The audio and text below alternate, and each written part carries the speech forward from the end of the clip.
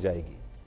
यह घटना कर्नाटक के बेंगलुरु की है, जहां एक मेट्रो स्टेशन के सिक्योरिटी सुपरवाइजर ने एक किसान को सिर्फ इसलिए मेट्रो स्टेशन में प्रवेश करने से रोक दिया क्योंकि इस गरीब किसान के कपड़े गंदे थे और उसने अपने सिर पर कपड़ों की एक मैली गठरी रखी हुई थी, जिसके बाद उसे मेट्रो स्टेशन के अंदर नहीं जाने दिया गया। और बड़ी बात यह है कि इस अपमान पर भी यह गरीब किसान मुस्कुराता रहा और यही सोचता रहा कि शायद उसे भी बाकी लोगों की तरह मेट्रो स्टेशन के अंदर जाने का मौका मिलेगा।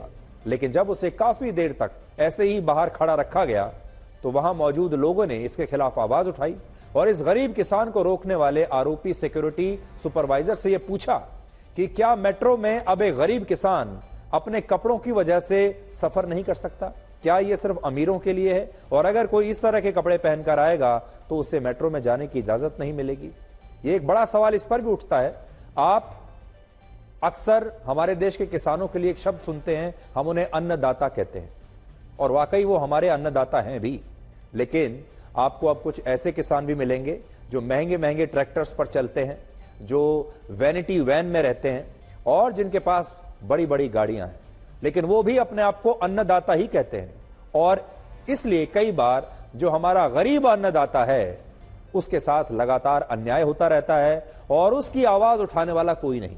इसलिए आज हम अपने देश के जो असली अन्नदाता हैं, जिनके पास महंगे ट्रैक्टर नहीं है, जिनके पास अच्छे कपड़े नहीं हैं, जिनके पास महंगे मोबाइल फोन नहीं है, जो वैनिटी वैन्स में नहीं चलते, उन गरीब अन्नदाताओं की आवाज आज हम देश के सामने उठा रहे हैं। आप देखिए, इस घटना के बाद बेंगलुरु मेट्रो के प्रशासन ने इस आरोपी कर्मचारी को निलंबित कर दिया है। लेकिन सोचिए, हमारे देश में जब वैनिटी वैन में एयर कंडीशनर की हवा खाते हुए कुछ किसान आंदोलन करने जाते हैं तो उन किसानों को पीड़ित किसान बताकर तमाम लोग उनके हक की बात करने लगते हैं, उन्हीं को असली अन्नदाता मान लिया जाता है। लेकिन जब इस तरह से किसी गरीब किसान का अपमान होता है तो उसके अपमान और स्वाभिमान की बात कहीं नहीं होती और उसके लिए कोई विरोध प्रदर्शन भी नहीं होता।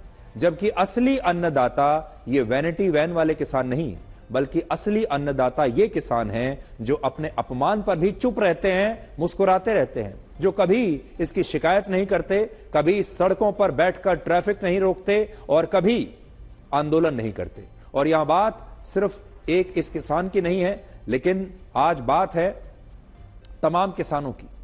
और बार बार ये जो शब्द आपको सुनने को मिलता है कि ये हमारे अन्नदाता हैं, बिल्कुल हमारे अन्नदाता हैं, लेकिन शायद हमारे देश का मीडिया या हमारे देश के जो बहुत सारे लोग हैं वो असली अन्नदाता तक पहुंच नहीं पाते। असली अन्नदाता की जिंदगी कैसी है, कितनी गरीबी में वो जी रहा है और उसके हक की आवाज उठाने वाला कोई नहीं, क्योंकि उसका ठेका किसी और ने ले लिया है। इसलिए आज बहुत सारे अमीर किसान ऐसे हैं जो सहानुभूति तो अन्नदाता वाली चाहते हैं कि उन्हें मिले, लेकिन असल में वो व्यापारी हैं। वो लाइफस्टाइल चाहते हैं व्यापारियों वाला, उनका लाइफस्टाइल है बिजनेसमैन वाला, लेकिन सहानुभूति चाहते हैं अन्नदाता वाली।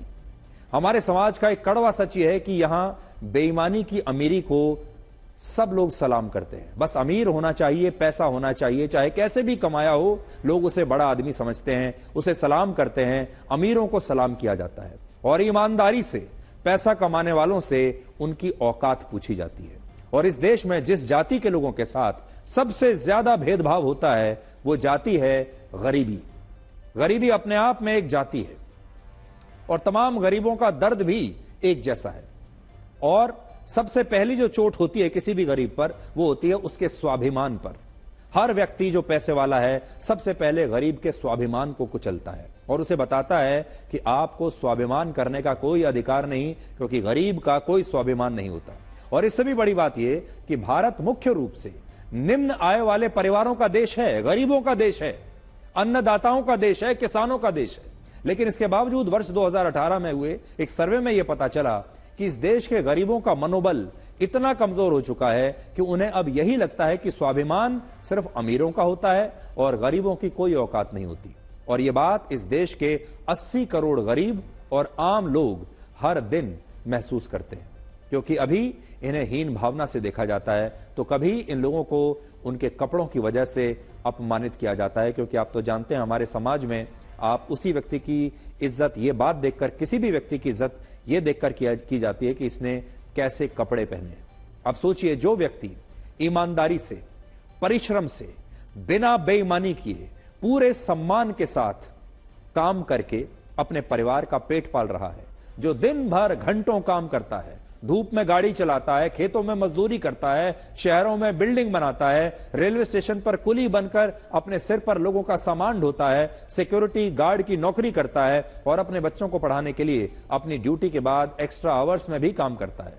क्या उन गरीबों और आम लोगों से बड़ा इस देश में किसी का भी स्वाभिमान हो सकता है? क्या ये असल में ये हैं हमारे देश के सबसे अमीर लोग? आज आप ये सोचकर देखिए कि अमीर असल में हैं कौन? अमीर वो हैं जिसकी नीयत साफ है, या अमीर वो है जिसके कपड़े साफ हैं?